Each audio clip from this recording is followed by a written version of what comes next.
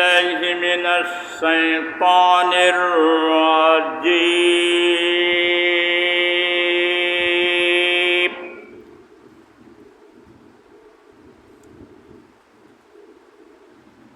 بسم الله الرحمن الرحيم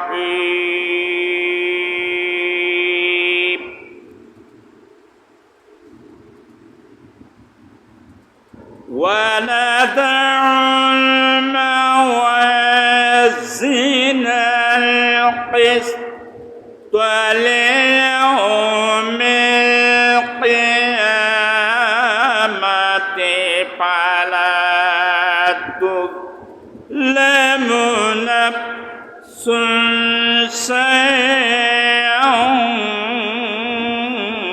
وإن كان مثقال حبة من خردل آتينا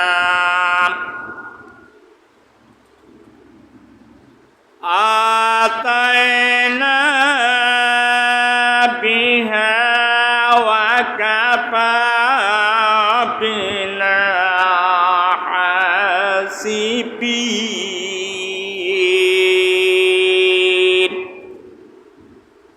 صدق الله العظيم.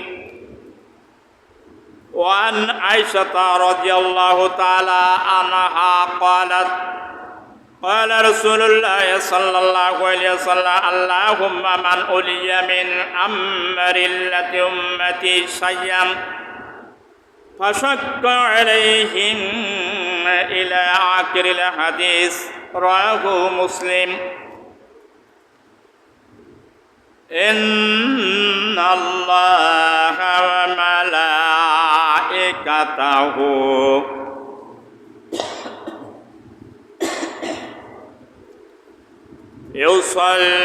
يصلون على النبي يا أيها الذين آمنوا صلوا عليه وسلموا تسليما. محبতের সঙ্গে পড়েন আল্লাহুম্মা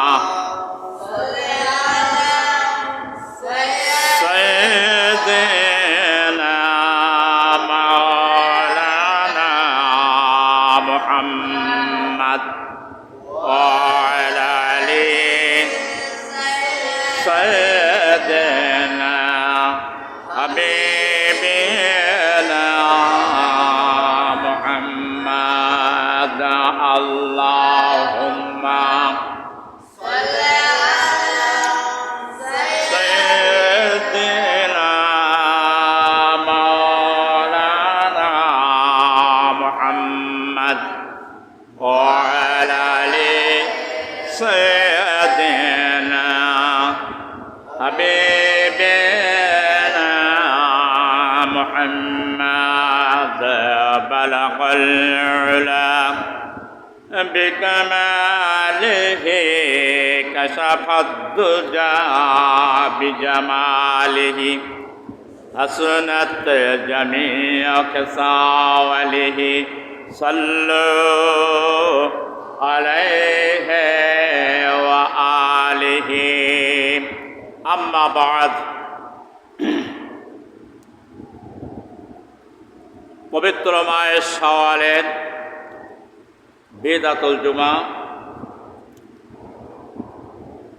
উপস্থিত বয়োজ্যেষ্ঠ শ্রদ্ধেয় মুরব্বিয়ানে কেরাম, সমবয়স্ক আমার ইসলাম প্রিয় দিনদার ইমানদার ভাইরা,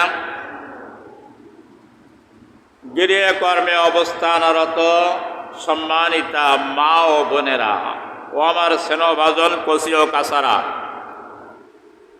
আসসালামু আলাইকুম ওয়া রাহমাতুল্লাহি ওয়া বারাকাতুহু। মহান আল্লাহ রাব্বুল আলামিনের জবান দিয়ে সেই মহান শাহানশাহর দরবারে প্রাণ খুলে কালিমাতে শুকর আদায় করি যে মহান আল্লাহ রাব্বুল আলামিন এই প্রচণ্ড খরা তাপের দিনে দুনিয়ার সমস্ত কর্মকে বর্জন করে যথা সময় আসমানের নিচে জমিনের উপরে সর্বশ্রেষ্ঠ আসনে আসন গ্রহণ করার তৌফিক দিয়েছেন। মহাগ্রন্থ কোরআনে কারিম থেকে তেলাওয়াত করার এবং শোনার তৌফিক দিয়েছেন। সেই মহান রব্বুল আলামিনের দরবারে যে যেখানে আছেন সেখান থেকে বলুন, গভীর অন্তরের স্থল থেকে সমস্বরে সকলেই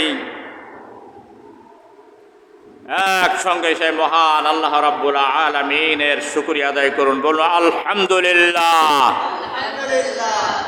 অগণিত দুরুদ ও সালাম, রহমত, কল্যাণ, শান্তি ও মহিমা বর্ষিত হোক সর্বকালের সর্বযুগের মহান নেতা, মানবতার মুক্তির কাণ্ডারি, মুক্তির সর্দার সৈয়দুল মাহশার, শাফিউল মাহশার, হাবিবে কেন্দেগার, তাজেদারে মদিনা,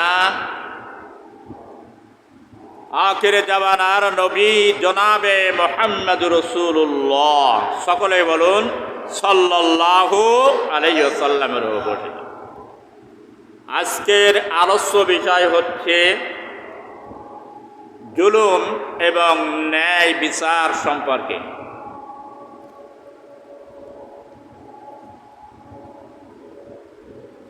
মহাগ্রন্থ কোরআনে কারিম সূরাতুল আম্বিয়ার 47 নম্বর আয়াতে কারিম আমি তেলাওয়াত করেছি।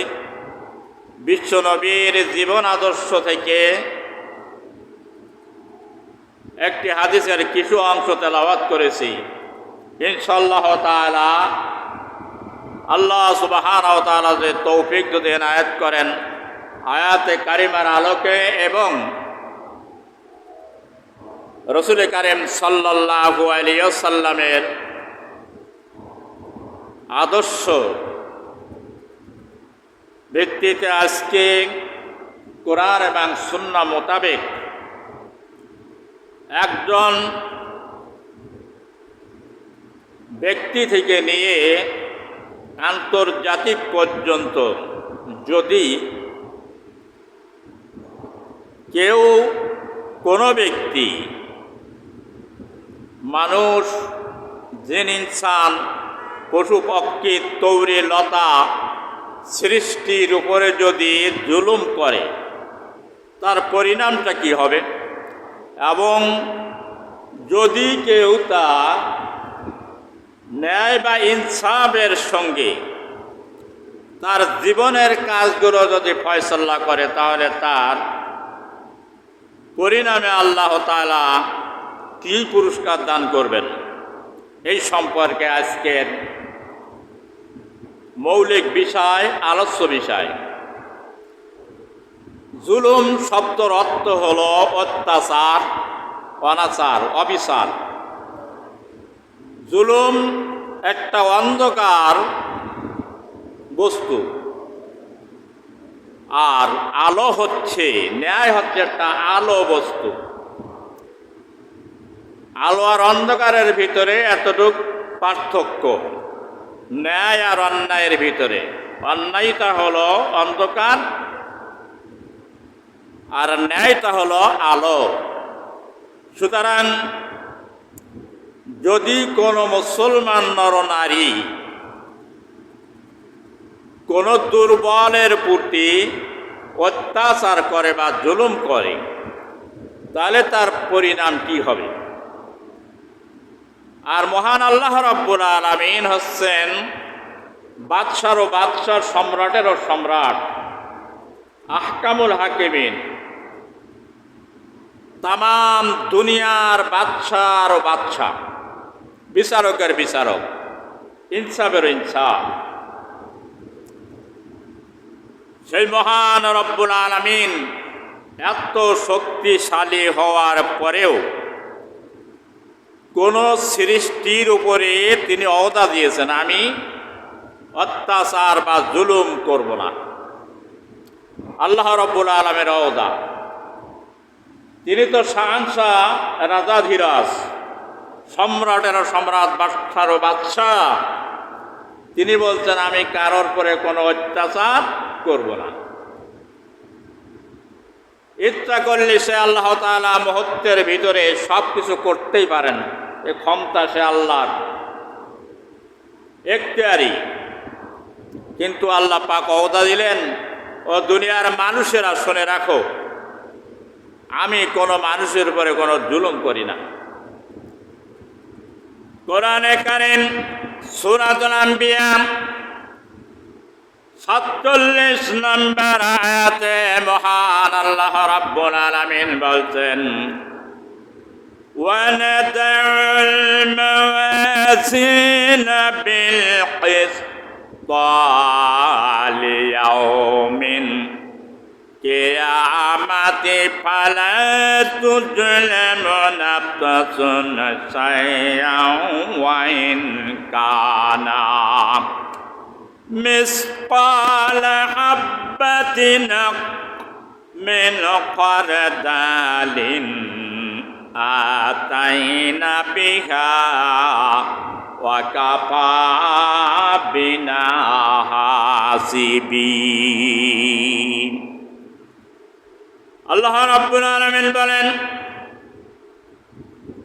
কিয়ামতের কঠিন দিবসে আমি ন্যায় বিচার করব, ন্যায় বা ইনসাফ ভিত্তিক বিচারের মানদণ্ড আমি কায়েম করব, স্থাপন করব। সুতরাং সেই কঠিন মুসিবতের দিন কেউ কারোর যখন উপকার করতে পারবে না, সেদিন আমি আল্লাহ রাব্বুল আলামিন কারোর প্রতি কোনো অবিচার বা জুলুম করব না, নিপীড়ন করব না। ওজনে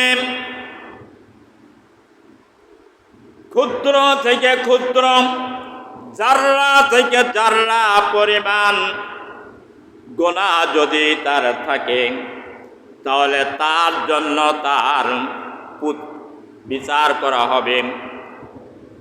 এবং জাররা পরিমাণ যদি কারো যদি নেকি থাকে, তার জন্য তার প্রতিদান দেওয়া হবে। হাব্বাতিন মিন খারদালিন আতাইনা বিহা ওয়া কাফা বিনা হাসিবিন। সরিষার দানা পরিমাণ যদি ওজন যদি হয়, সে নেক আমল আর বদ আমল, তা আমি উপস্থিত করব, সেখানে কেউ তা গোপন করতে পারবে না। কোন সচ্চা পরিমাণ অন্যায় এবং সচ্চা পরিমাণ নেকি কারোর গোপন থাকবে না, সব কিছু আমি আল্লাহ উপস্থিত করব। তার হিসাব গ্রহণ করা হবে। হিসাবকারী রূপে আমি আল্লাহ হলাম যথেষ্ট। সেদিন আমি যে হিসাব গ্রহণ করব ইনসাফের সঙ্গে, ইনসাফ হচ্ছে ন্যায় এবং কারোর প্রতি কোনো অত্যাচার, জুলুম, নিপীড়ন, নির্যাতন না করা, ন্যায়ের সঙ্গে, নীতির সঙ্গে সূক্ষ্ম বিচার। মহান আল্লাহ রাব্বুল আলামিন কোরআনে কারিমে এই ওয়াদা দিলেন। এখন আসেন, কেমন আল্লাহ নীতি বিচার করবেন আমরা তো কোনোদিন দেখিস নাই। দুনিয়ার সামাজিক বিচার দেখেছি, আদালতের বিচার দেখেছি, কিন্তু আল্লাহর বিচার আমরা কোনোদিন সচক্ষে, চর্ম চক্ষে দেখতে পাই না, পাইছি নাই, কথা কয় না, পাইছি না। আল্লাহর পয়গম্বর হযরত মুসা আলাইহিস সালাতু ওয়াস সালাম আল্লাহ রাব্বুল আলামিনকে বললেন, ও আল্লাহ, আপনি কিয়ামতের দিন কেমন ভাবে ইনসাফের সঙ্গে বিচার করবেন? আল্লাহ পাক বললেন, ন্যায় এবং নীতি ইনসাফের সঙ্গে জুলুম কারো উপরে করা হবে না। এমন ভাবে আমি বিচার কার্যগুলো ফয়সালা করব। আল্লাহর পয়গম্বর মুসা আলাইহিস সালাম বললেন, তাহলে আমি একটু দেখতে চাই। আল্লাহ পাক বললেন, মুসা তুমি বিশ্বাস করো না আমার কথা? মুসা আলাইহিস সালাম বললেন, আল্লাহ আমি তো বিশ্বাস করি, আমি অবিশ্বাস করি না, কিন্তু আমি যদি সর্বচকি যদি দেখতে পেতাম আপনার ইনসাফের বিচার, তাহলে আমার আত্মা ঠান্ডা হয়ে তখন সুবহানাল্লাহ। যেমন হযরত ইব্রাহিম আলাইহিস সালাতু ওয়াস সালাম বলতেন, আল্লাহ কাইফা তুহিল মাউতা, তুমি কেমন ভাবে মৃত্যু দাও, জীবিত করো, আমি এটা একটু সচকে দেখতে চাই। আল্লাহ তাআলা বললেন, 4টে পাখি বানাইয়ে নিয়ে আসো, উড়াই দাও। দৃষ্টান্ত আল্লাহ দেখে দিলেন, তার আত্মা শান্তি হয়ে গেল। আল্লাহর পয়গম্বর মুসা আলাইহিস সালাম যখন এই কথা বললেন, আল্লাহ পাক বললেন, মুসা সর্বচকি যদি প্রত্যক্ষভাবে আমার ইনসাফের বিচার যদি দেখতে চাও, আগামীকাল ওই ময়দানে ওই দিঘির পাড়ে একটি গাছ আছে, ওই গাছের নিচে যে বলবে আল্লাহর পয়গম্বর মুসা আলাইহিস সালাতু ওয়াস সালাম, সেই পরের দিন সকালে ওই কূপের পাশে, পুষ্কুনির পাশে যে তিনি গাছের নিচে বসলেন, এরপরে একজন সিপাই আসলো। সিপাই আসার পরে ওই পুকুরে পানি খেলো, হাত মুখ ধুয়ে 1000 দিনার একটা দিরহামের ব্যাগ রেখে চলে গেল। এরপরে একজন নাবালক ছেলে আসলো। সেই নাবালক ছেলেটি সেখানে পানি খেয়ে হাত মুখ ধুয়ে দেখলো একটি ব্যাগ পড়ে আছে, ওই ব্যাগটা নিয়ে এসে চলে গেল। 3 নম্বরে একজন বৃদ্ধা ফকির আসলো, সেখানে এসে বসে হাত মুখ ধুয়ে পানি খেয়ে বসে বিশ্রাম করে এসে বিদায় হয়ে চলে যাচ্ছে। এর মধ্যে ওই সিপাহীর মনে পড়ে গেছে, আমি যে ওখানে 1000 দিরহাম স্বর্ণ মুদ্রা আমি রেখে এসেছি, ভুলে আবার তিনি সেখানে ফিরে আসলেন। এসে দেখলেন সেখানে টাকার কোনো ব্যাগ নাই, শুধুমাত্র একজন ফকির আছে। ফকিরকে ধরল, জিজ্ঞাসা করলো, আমার টাকার ব্যাগ কোথায়? বলে, আমি তো কোনো টাকার ব্যাগটা কিছু দেখি নাই। বলে, তাহলে টাকা কোথায় গেল? এক প্রকার উদ্ধত হয়ে রাগম্বিত হয়ে তাকে পিটানো শুরু করলো। মারতে মারতে এক পর্যায়ে ফকির মারা গেল। ইন্না লিল্লাহি কবেন না? মুসা আলাইহিস সালাম এই ঘটনা দেখছেন না? দেখছেন না? সব দেখছেন। এটাও ন্যায় না অন্যায়? কথা কয় না, অন্যায়। তার কারণ টাকা ফেলাই গেছে একজন, নিয়ে গেছে আরেকজন, পিঠে মেরে ফেলা হলো আরেকজনের। তাহলে এটা কি ইনসাফ হয় না ন্যায় হয়? কোনটা অন্যায় হয় আমাদের চোখে? মুসা আলাইহিস সালাম অত্যন্ত রাগান্বিত ব্যক্তি ছিলেন। আল্লাহকে বললেন, আল্লাহ আপনার এমন কেমন ইনসাফের বিচার, আমি তো বুঝতে পারলাম না। আল্লাহ পাক বললেন, মুসা আমি ইনসাফের সঙ্গে বিচার করেছি, আমি অন্যায় জুলুম করি নাই। বলে, তা কি করিয়া হয়? টাকা ফেলে রেখে গেল একজন, নিয়ে চলে গেল আরেকজন, পিটিয়ে মারা হলো আরেকজন, এবার কেরাম ইনসাফের বিচার? আল্লাহ পাক বলছেন, ও মুসা শোনো, এই সেপাই এই নাবালকের ছেলের পিতার কাছ থেকে 1000 দিরহাম ফাঁকি দিয়েছিল। আজকে তার হক সে বুঝে পেয়েছে, নিয়ে এসে চলে গেছে। এটা কি ভুল নাকি অন্যায় নাকি? মুসা আলাইহিস সালাম বললেন, না ঠিক তো, তার পিতার কাছে ফাঁকি দিল, তার সে হক বুঝে পেয়েছে, সে নিয়ে চলে গেছে। এরপরে বলতেন, মুসা শোনাও, ওই যে ফকিরকে ফকিরকে পিটাই মারা হলো, এই ফকির একদিন ওই সেপাইয়ের পিতাকে হত্যা করেছিল। আজকে সেপাই তার প্রতিশোধ নিয়েছে। এটা অন্যায় নাকি? বলছে না। তো বলে, তাহলে আমি এমনি ভাবে ইনসাফের সঙ্গে কিয়ামতের দিন বিচার ও ফয়সালা করব। চিৎকার মেরে বলেন সুবহানাল্লাহ। আল্লাহর বিচারের ত্রুটি আছে নাই? মহান আল্লাহ রাব্বুল আলামিন কোরআনে কারীম সূরাতুল ইমরানের 182 নম্বর আয়াতে বলছেন, যালিকা বিমা কদ্দামাত আইদিকুম ওয়া আন্নাল্লাহা লাইসা বিযাল্লামিল লিল আবিদ। এই শাস্তি তোমাদের নিজেদের হাতের কামাই, এবং নিশ্চয় আমি আল্লাহ কোনো বান্দার উপরে আমি জুলুম করি না, আমি কোনো বান্দার উপরে কোনো অত্যাচার করব না। তোমাদের আমল, তোমাদের কর্ম, তোমাদের প্রতিফল, তোমাদের নতিজা, তোমাদের শাস্তি, এটাই হচ্ছে তোমাদের কর্মের প্রতিফল। সুতরাং যেমন কর্ম করবে তেমন তার প্রতিফল দেওয়া হবে। সুতরাং লাইসা বিযাল্লামিল আবিদ, কোনো বান্দার উপরে কোনো জুলুম করা হবে না, অত্যাচার করা হবে না। আল্লাহ পাকের কথা, তিনি হলেন বাদশার বাদশা, দুনিয়ার সকল বাদশার বিচারক তিনি। তিনি এই কথা বললেন। এবং আল্লাহ পাক এরপরে বলছেন সূরাতুল ইমরান 25 নম্বর আয়াত, অপ্রিয়ত কুল্লু নাফসিম মা কাসাবাত ওয়া হুম লা ইযলামুন। ও দুনিয়ার মানুষের শুনে রাখো, প্রত্যেক ব্যক্তি যা অর্জন করেছেন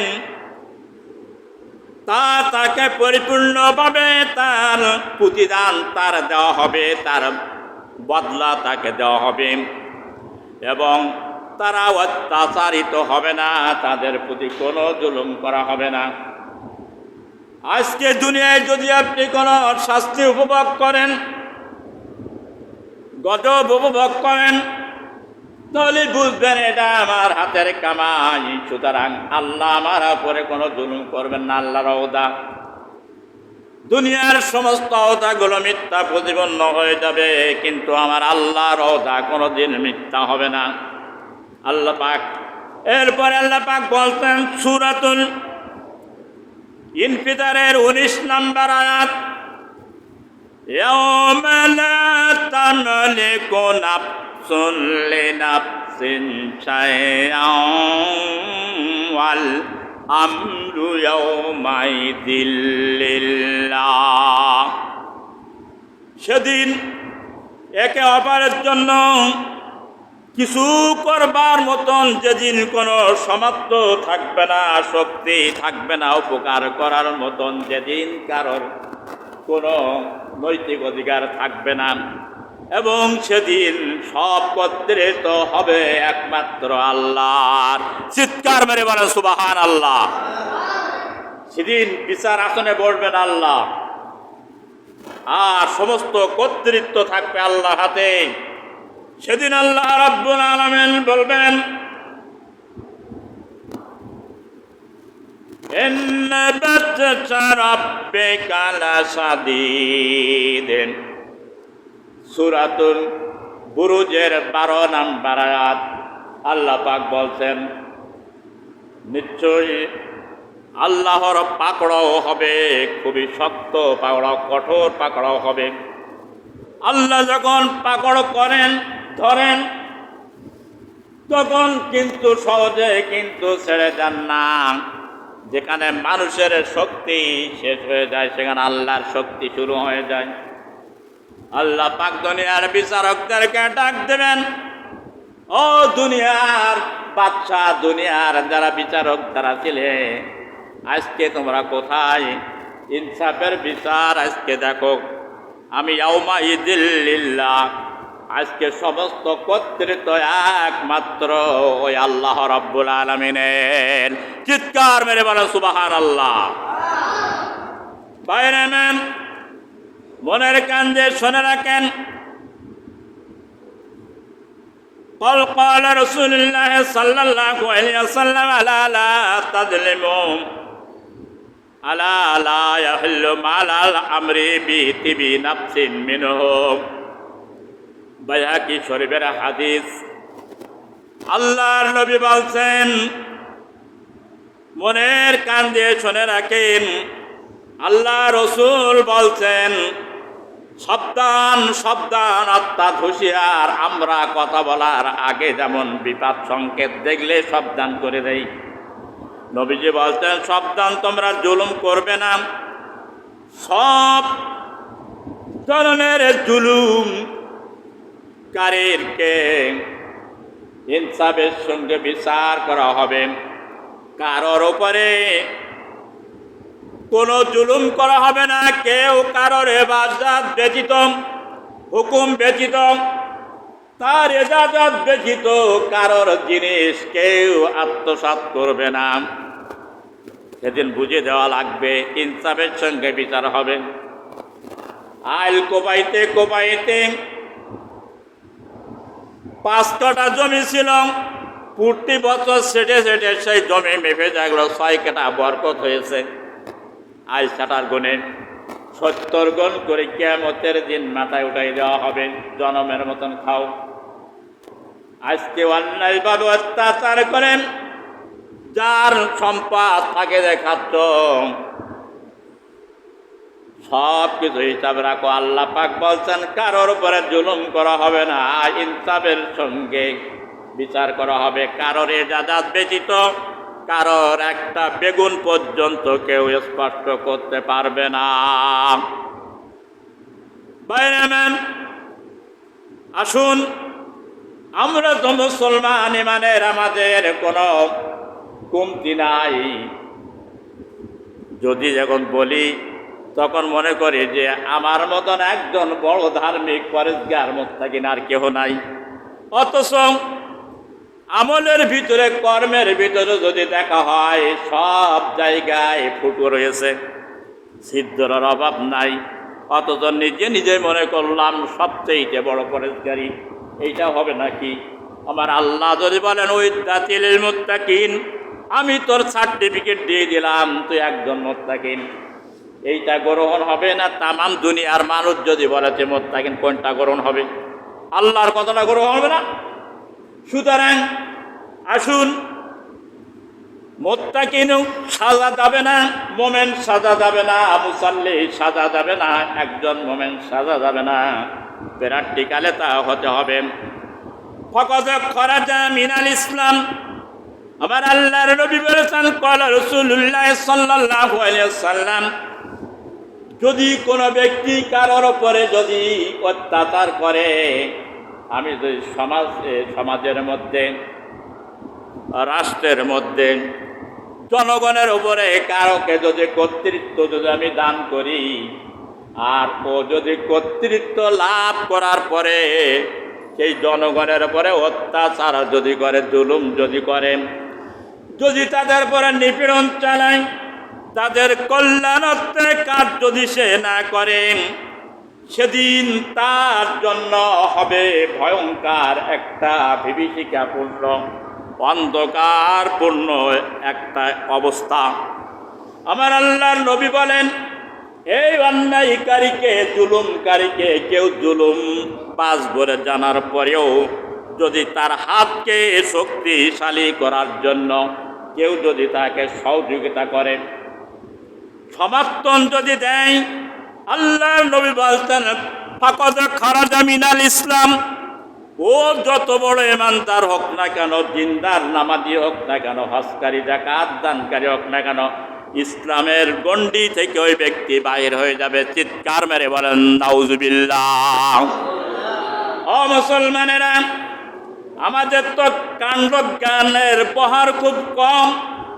কোন জুলুমবাজ নেতার যদি জুলুম দেখি, চেয়ারম্যান, মেম্বার, এমপি, মন্ত্রী, মিনিস্টার, প্রাইম মিনিস্টারে অন্যায় দেখার পরেও তার হাতকে শক্তিশালী করার জন্য চেষ্টা করি, আমার আল্লাহ রসুল বলছেন তোর ইসলাম থেকে আমি খারেজ করে দিলাম।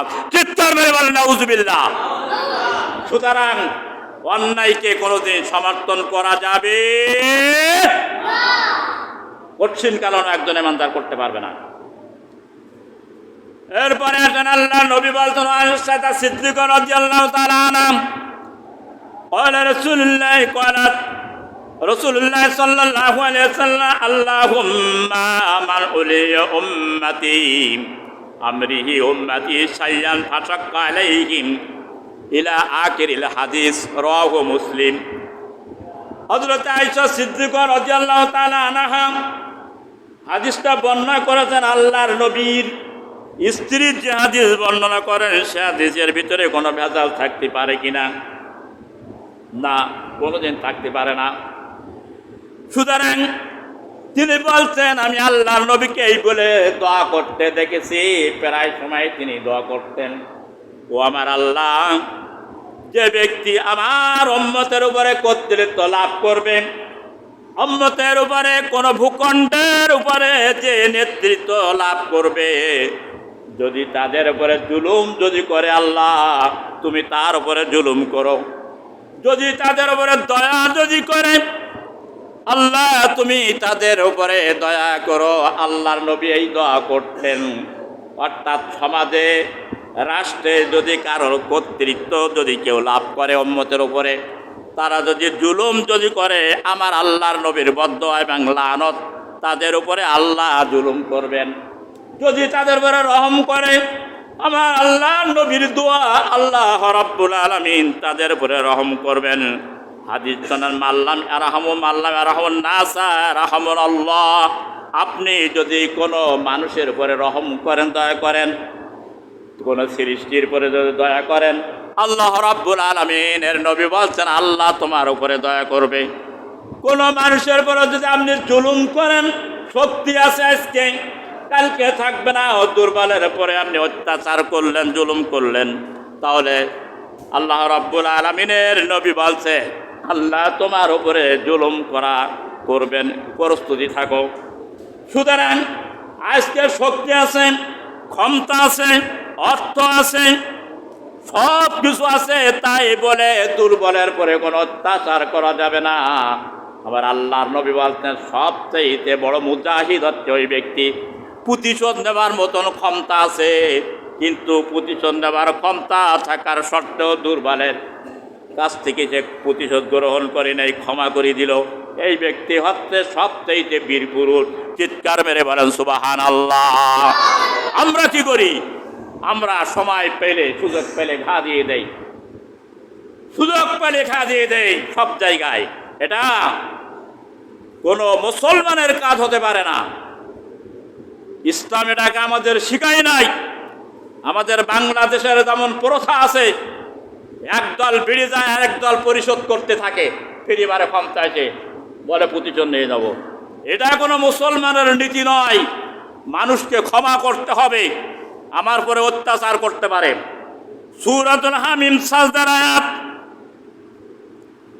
ওয়ালা তাস্তাউিল হাসানাতু ওয়ালা সাইয়্যাতু ইদফা বিল্লাতি হিয়া আহসানু ফাইদাল্লাতি বাইনাকা ওয়া বাইনাহু আদাওয়াতুন কাআন্নাহু ওয়ালিয়্যুন হামীম।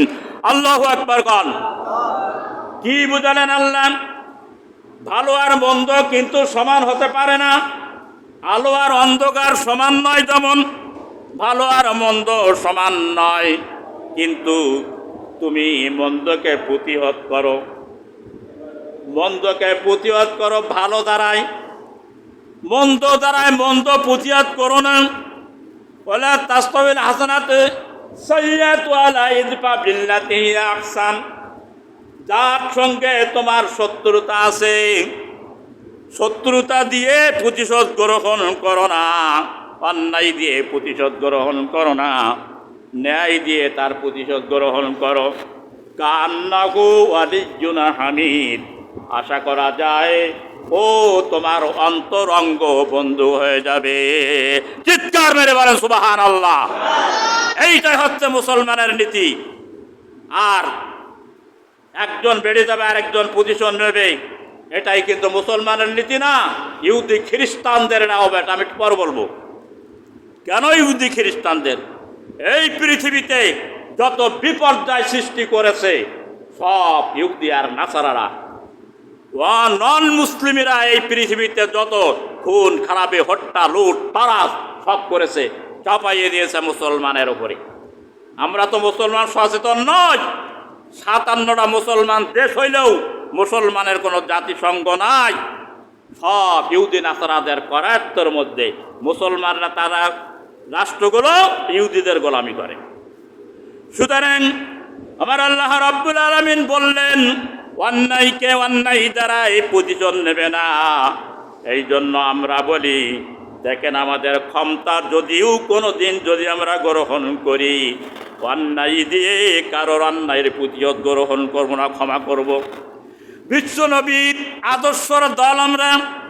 বিশ্বনবীকে মক্কায় এমন কোনো অত্যাচার ছিল না, জুলুম ছিল না যে তার উপরে চালানো হয় নাই।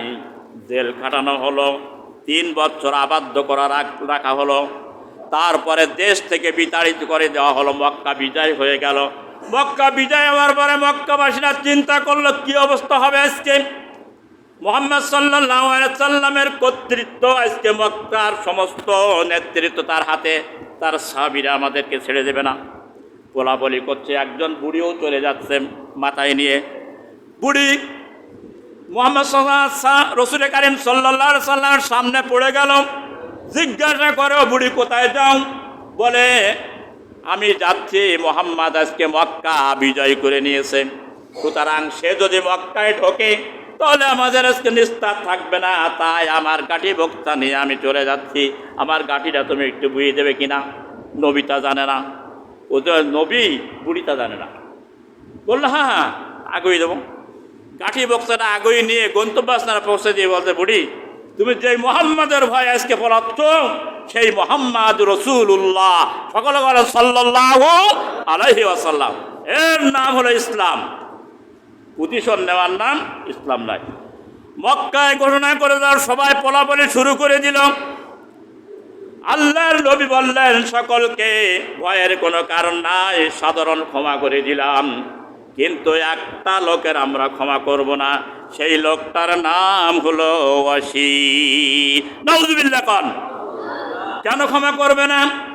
আল্লাহর নবী বললেন, কোনদিন যদি তাকে পাও হত্যা করে ফেলবে, সে আমার আপন চাচা আমির হামজাকে কলিজা বাইর করে হিন্দা বাইর করে দিয়েছে, আরও নিজে হাতে করে নিয়ে চিবাই চিবাই খেয়েছে, এই জন্য ওকে ক্ষমা করব না। পরবর্তীতে ওয়াইসি ইসলাম গ্রহণ করল নবীর আড়ালে এসে, আর রসুল্লাহ বললেন, ইসলাম গ্রহণ করেছ, মুসলমানের উপরে কোনো প্রতিশোধ নেওয়া যায় না, সুতরাং আমি তোমার কাছে কোনো প্রতিশোধ নেব না, কিন্তু তুমি আমার সামনে কোনোদিন আসবে না। ওইসে মনে করলো যে তরবারি দিয়ে আমি আল্লাহর নবীর চাচা আমির হামজারকে হত্যা করেছি, এই তরবারি দিয়ে ইসলামের দুশ্মন, সবচাইতে বড় দুশ্মনকে আমি এই তরবারি দিয়ে হত্যা করব। চিৎকার মেরে বলে সুবহানাল্লাহ। ঐশী তাই করেছিল। তার কারণ গুনাহ করার পরে যদি নেক কাজ করে তাহলে কাফারা হয়ে যায়। সুতরাং মুসলমানেরা শুনে রাখুন, অন্যায়কে কোনোদিন সমর্থন করা যাবে না, অন্যায় দিয়ে অন্যায় প্রতিহত করা যাবে না, ন্যায় দিয়ে প্রতিহত করতে হবে। এই আদর্শ গ্রহণ করতে হবে, আপনি যেই তরিকার লোক হন না কেন। আসুন, আল্লাহ রাব্বুল আলামিন আমাদেরকে শিখাইছেন, শিক্ষা দিচ্ছেন। এই শিক্ষা থেকে যদি আমরা শিক্ষা গ্রহণ না করতে পারি তাহলে আমাদের পরকাল হবে ভয়ঙ্কর অন্ধকার। জালেমদের পরিণতি কি হবে শোনেন। যারা অন্যায় দিয়ে অন্যায়কে কাটা তোলে, কাটা দিয়ে কাটা তোলে, অন্যায় দিয়ে অন্যায়ের প্রতিশোধ নেয়। ওয়ান মাকালাম নাসার রাদিয়াল্লাহু তাআলা ক্বাল ক্বালা রাসূলুল্লাহ সাল্লাল্লাহু আলাইহি ওয়াসাল্লাম আকালু আন দুনিয়া রাব্বুহা ইয়াকুলু রাব্বুহা আল্লাহু ওয়ালিয়্যুম মিন আমরিল মুসলিমিনা শাইয়ান ফালাম ইয়াসাদ্দাহু লিয়াজহাদু লাহুম লা নুসিয়াহুম ওয়াজুহু লানিনাফতিহি কাব্বাহুল্লাহু আলা ওয়াজহিহি ফিন নার। তিবরানী শরীফের হাদিস হযরত মাকাল ইবনে আসির রাদিয়াল্লাহু তাআলা বর্ণনা করছেন, রাসূল কারীম সাল্লাল্লাহু আলাইহি সাল্লামকে বলতে শুনেছি, যে ব্যক্তি মুসলমানদের কোনো বিষয় দায়িত্ব গ্রহণ করল মুসলমানদের ভূখণ্ডে, অথবা সেই ব্যক্তি তাদের কল্যাণ কার কোনো কাজ সে করি নাই এবং তাদের উপরে অত্যাচার জুলুম করেছে, নিজের ভাগ্য পরিবর্তনের চেষ্টা করেছে, জনগণের ভাগ্য পরিবর্তন করি নাই, কিয়ামতের কঠিন মুসিবতের দিন তাকে অধমুখী উপর করে পা দুখানা আকাশের দিকে থাকবে, মাথাটা নিচের দিকে থাকবে, এমনি ভাবে তাকে জাহান্নামে নিক্ষেপ করা হবে। চিৎকার মেরে বলেন নাউজুবিল্লাহ। আমার ভাইরা, আজকে যে মাতব্বর হন না কেন, যদি কোনো দলের যদি কোনো নেতা কোনো মন্ত্রী এমপি এরকম থাকে, তার সওদা করবেন না, ওই পাপের ভাগ আপনাকে গ্রহণ করা লাগবে, একা করবে না। সুতরাং আল্লাহর নবীর হাদিসের কথা সুস্পষ্ট, বাণী মিথ্যা কোনদিন হবে না। ও আন বুরাইদাতা রাদিয়াল্লাহু তাআলা আন ক্বালা রাসূলুল্লাহ সাল্লাল্লাহু আলাইহি ওয়াসাল্লাম ফিল কসাসি সালাতাতু ওয়াহিদিল ফিল জান্নাতি ওয়া ইসনানি মিন আযম ফাম্মাল্লাযিনা ফিল জান্নাতিহি ফারাজুলুম ফারাকা ওয়া হাক্কা ফাশাক্কা আলাইহি। আবু দাউদ এবং ইবনে মাজাহ শরীফের সহিহ হাদিস, সিয়াসাক্তার মধ্যে হাদিস, ছয়খান হাদিসের মধ্যে যে হাদিসটা তেলাওয়াত করলাম, আল্লাহর নবী বলতেন, বুরাইদা আসলামী রাদিয়াল্লাহু তাআলা বলে, রাসূলের কাছে শুনেছি তিন ধরনের বিচারক আছেন, যাকে বিচারক নিযুক্ত করা হলো তাকে বিনা ছুরিতে জবে করা হলো। তিন ধরনের বিচারকের মধ্যে দুই শ্রেণীর বিচারক হবে জাহান্নামী। চিৎকার বলে নাউজুবিল্লাহ। আর এক শ্রেণীর বিচারক হবে জান্নাতি। সেই বিচারকেরা আল্লাহর নবী বলতেন, আল কিয়ামাতু সালাসাতু ওয়াহিদিন মানে এক, ফিল জান্নাতি ও জান্নাত হবে, ও ইসনানা ফিন্নার। আর দুই শ্রেণীর বিচারকরা জাহান্নামী হবে। এক শ্রেণীর যিনি বিচারক জান্নাতি হবে, তিনি বাদী এবং বিবাদীর উভয়ের পক্ষে সমস্ত বিবরণগুলো তিনি শুনবেন। শোনার পরে সূক্ষ্মভাবে কোনো উপটোকন গ্রহণ না করে, পক্ষপাতিত্ব না করে, দলীয় কোনো উদ্যতন কর্মকর্তার কথা না শুনে রায় দিয়ে দেবে ইনসাফের ভিত্তিতে। ওই বিচারককে আল্লাহর নবী বলেছেন জান্নাতি। কোন সুবহানাল্লাহ। আর দুই শ্রেণীর ব্যক্তি ইসনানে ফিন্নার, এরা জাহান্নামী হবেন, যারা পক্ষপাতিত্ব করবে, বাদী বিবাদীর কথা যারা ভালোভাবে বিবরণগুলো শুনবে না, এবং যদিও সত্য যদি হয় তা উপটোকনের বিনিময় উপটোকন নিয়ে বিপক্ষে রায় দিয়ে দিল, অথবা তার ঊর্ধ্বতন কর্মকর্তার কথা রায় দিয়ে দিল। এই দুই শ্রেণীর ব্যক্তি বিচারকেরা হবে কিয়ামতের দিন জাহান্নামী। চিৎকার মেরে বলেন নাউজুবিল্লাহ। সুতরাং এই দৃষ্টান্ত বিশ্বের ভিতরে বলবো না, বাংলাদেশে ভরি ভরি আছে। সুতরাং নিরপরাধ মানুষ, কলাচোর, সিমচোর, মুরগিচোর, এর হচ্ছে ফাঁসি। আর যারা মানুষ খুন করে এদেরকে বেকুসুর রাষ্ট্রপতির ক্ষমা করে দিলাম।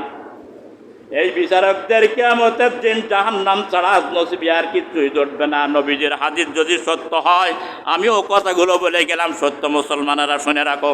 আল্লাহর ঘর সাক্ষী থাকবে, আল্লাহর নবীর মেম্বার সাক্ষী থাকবে। এইরকম বিচারক যাদের বিচারটা 1 বছরে শেষ হয়ে যায়, তাদের 7 বছরে ঘোরায়, তার এর ভিতরে অনেক লাভ আছে। সুতরাং এইরকম বিচারকরা কিয়ামতের দিন জাহান্নামী হবে। আর আল্লাহ পাক বলবেন, ইয়াউমাই জিল্লিল্লাহ, আজকে আমি বিচারক, ও দুনিয়ার বিচারকরা আমার সামনে আসো। সেদিন তো বিচার করেছিলে, বিচারকটা তো সস্তা না, কঠিন ব্যাপার। বাইরে মেন, এরপরে আসেন শেষ পর্যন্ত দিকে চলে যাই। মহান আল্লাহ রাব্বুল আলামিন আমাদেরকে এই পৃথিবীতে আমাদের ন্যায় এবং ইনসাফ শিখিয়েছেন। রসুলের আমাদের নবীজি কোনোদিন তিনি সন্ত্রাসী ছিলেন না, জঙ্গি ছিলেন না, তিনি বেইনসাফি ছিলেন না। ইনসাফের ভিত্তিতে বিচার কাজগুলো ফয়সালা করতেন। আজকে ইহুদি, নাসারা, খ্রিস্টান যারা আছে পৃথিবীতে, বৌদ্ধ বিধর্মী এরা ইসলামকে তারা মানুষের কাছে কলঙ্কিনী করার জন্য, মুসলমানদের কেহ করার জন্য তারা বিভিন্ন প্রোপাগান্ডা তারা চালায়।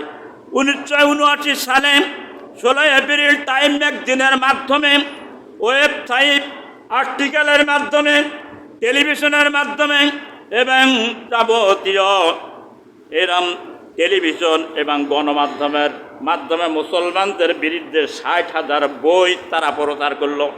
কি প্রচার করলো?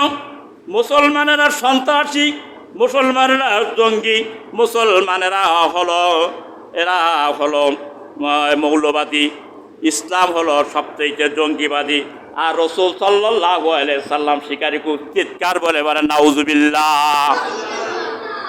আজ পৃথিবীর দৃষ্টান্ত ম্যাগাজিন, টাইম ম্যাগাজিনের থিওরি থেকে আমরা জানতে পারি যে এই পৃথিবীর বুকে, বিশ্বের বুকে, মহাবিশ্বের ইউরোপিয়ান দেশগুলোর ভিতরে যারা সবচেয়ে বেশি সন্ত্রাসী করেছে, হত্যা করেছে মুসলমানদেরকে, ইহুদিদের, তারা সব ছিল নন মুসলিম, তারা মুসলমান ছিল না। 1 নম্বরে হিটলার ছিল। এই হিটলার 60 লক্ষ ইহুদিকে হত্যা করেছে, কিন্তু সেদিন তার কেউ টেরোরিস্ট বলি নাই, জঙ্গি বলি নাই, মৌলবাদ বলি নাই। 60,000 লক্ষ ইহুদিকে তারা হত্যা করেছিল। 2 নম্বরে জোসেফ স্টালিন 20 মিলিয়ন মানুষকে হত্যা করেছিল, কিন্তু সেদিন তার টেররিস্ট বলি নাই, জঙ্গি তাকে বলা হয় নাই। 3 নম্বরে মাও সেতুং 14 থেকে 20 মিলিয়ন মানুষকে হত্যা করেছে পৃথিবীতে, কিন্তু কেউ তাকে টেররিস্ট বলি নাই। এরপরে হলো মুসলিম ইটালি, 4 লক্ষ মানুষকে হত্যা করেছে, কিন্তু টেররিস্ট তাকে কেউ বলি নাই সেদিন। এরপরে আপনার আসুন জর্জ বুশ, এই বুশের বাচ্চা ইরাক, লিবিয়া, আফগানিস্তান দিয়ে শত শত মিলিয়ন মানুষকে তারা হত্যা করেছে। পৃথিবীর কোনো অন্ধ কোনো মিডিয়াও বলি নাই যে সন্ত্রাসী, টেররিস্ট বা জঙ্গি, এই কথা বলি নাই। শুধু এই নাই, এই গুজরাটের সবচেয়ে বড় কোষাই ভারতের বর্তমান এখন নরেন্দ্র মোদী, এ তো গুজরাটের লক্ষ লক্ষ মুসলমানকে হত্যা করেছে। আজও ভারতের দিকে তাকান, যারা ইন্টারনেট দেখেন, মায়ের কোলের থেকে, মায়ের সামনের থেকে যুবতী মেয়েকে ধরে নিয়ে যাচ্ছে পুলিশে, নামাজ পড়া অবস্থায় অত্যাচার করছে। এরাই হচ্ছে সবচাইতে পৃথিবীর কুলাঙ্গারের সন্তান, কুলাঙ্গারের জাত। সুতরাং মুসলমানদের উপর অত্যাচার করছে। এখানে বিশ্বের কোনো মিডিয়া কথা বলে না, এখানে কোনো মানবাধিকার কথা বলে না যে মানবাধিকার লঙ্ঘন হচ্ছে। আজকে ফিলিস্তিনের দিকে লক্ষ্য করেন, আমেরিকার মদদে 8টা মাস ধরে নিরীহ মুসলমানদের, শিশু বাচ্চাদের, নারীদের উপরে নির্যাতন করা হচ্ছে। বিশ্বের কোনো মিডিয়া কথা বলেছে? বলি নাই। কেন বলি নাই? এরা হচ্ছে সন্ত্রাসী গোষ্ঠী, এরা হচ্ছে কুলাঙ্গারের গোষ্ঠী। সুতরাং আজকে তারা কথা বলি নাই। আর মুসলমানরা সামান্য যদি প্রতিবাদ করে, একে বলে কি এরা জঙ্গি, মুসলমান সন্ত্রাসী। মুসলমান এগুলো বুঝতে শিখে নাই। সুতরাং আজকে বিশ্বের শুধু এই নয়, বাংলাদেশের দিকে তাকান, কোহিনুর কেমিক্যাল, এই যে সংস্থা কেমিক্যালের, এর মধ্যে একটা হিন্দু কর্মকর্তা কয়েকদিন আগে, 2-3 দিন আগে বলল মুহাম্মদ সাল্লাল্লাহু আলাইহি সাল্লাম জারজ। নাউজুবিল্লাহ। আমি মনে করি এই দেশের মুসলমান 90% ওর রাজপথে ধরে বাম পা দিয়ে, গোলাটা পাই ধরে বাম হাত দিয়ে জিব্বাটা ছেড়ে নিয়ে কুকুর দিয়ে খাওয়াই দিল, রাগ পানি হবে না। মুসলমান বিশ্বনবী তার মতন মানুষ পৃথিবীতে চরিত্রবান পৃথিবীতে আর কিয়ামত পর্যন্ত আসবে। সুতরাং এইগুলো হচ্ছে ইহুদিদের ষড়যন্ত্র সব, যে ইসলামের পিছনে তোরা ঘা দেয়, মুসলমানেরা উগ্র হোক, আমরা তাদের সন্ত্রাসী বলবো, জঙ্গি বলবো। ভারত বারবার সংখ্যালঘু নির্যাতিত হচ্ছে বাংলাদেশে। আর সংখ্যালঘুদের নেতারা বলে 12 জন মাত্র নির্যাতিত হয়েছে বিভিন্ন কারণে। মুসলমানেরা এদেশে নির্যাতিত করি নাই। আর আজকে কোথায় করা হচ্ছে মুসলমানদেরকে মসজিদের ভিতরে ঢোকে রাজপথে কোনো মুসলমান কথা কোনো মিডিয়ায় কথা কয় না। এমনিভাবে পৃথিবীর ইতিহাস বর্ণনা করলে আমরা দেখতে পাই যে কোনো এই ইহুদি নাসারা কুলাঙ্গারের সন্তানেরা যখন মুসলমানদের উপরে অত্যাচার করেছে, জুলুম করেছে, দখল করেছে, দখলবাজি করেছে, কোনো অন্ধ মিডিয়া, কোনো অন্ধ ওয়েবসাইট, কোনো অন্ধ টেলিভিশন কোনোদিন প্রচার করে নাই সত্যটা। সব ইহুদিদের করতে হলে প্রিয় মুসলমান ভাইরা আমার, মুসলমানের রক্ত গায়ে নিতে হবে, পুঁতিবাজের কণ্ঠ তৈরি করতে হবে। মুনাফিক হয়ে এই দুনিয়ায় বেঁচে থাকার চেয়ে রয়্যাল বেঙ্গল টাইগারের মতন একদিন বেঁচে থাকেন, তবে অনন্তকাল আখিরাতে সেখানে জান্নাত পেয়ে যাবেন। রাজি আছেন? কথা বলতে ভয় পায়, এতগুলো মুসলমানের নির্যাতনের কথা শুনে ভয় পায়। সুতরাং আসুন, মুসলমান হতে হবে, মুনাফিক হয়ে এই দুনিয়ায় বেঁচে থাকা যাবে না। ট্যাক্টরের মতন হক্কার দিয়ে বাতিলের বিরুদ্ধে ঝাঁপায়ে পড়তে হবে। 313 জন মুসলমান নিয়ে যদি বিশ্বকে বিজয় করতে পারে, সোনালী রাষ্ট্রে উপহার দিতে পারে, আমরা 95% এই দেশের মুসলমান কেন ইসলামের বিজয়কে ছিনে নিতে পারবো না? এই সাহসকে প্রত্যেকের বুকে আছে তো ইনশাআল্লাহ। আল্লাহ সুবহানাহু ওয়া তাআলা আজকে যে আলোচনা শুনলাম, আমার সব আপনাদের সহ গোটা দুনিয়ার মুসলমানদেরকে আল্লাহ যেন তাদেরকে সেন্টিমেন্টে তাদের এই কথাটা আমল করার তৌফিক যেন দান করেন। সবার জোরে ছড়ে এমন জোরে বলবেন, আল্লাহর আরশে আজিম পর্যন্ত আপনার আওয়াজ পৌঁছে যাবে। চিৎকার মারে বলে আমিন।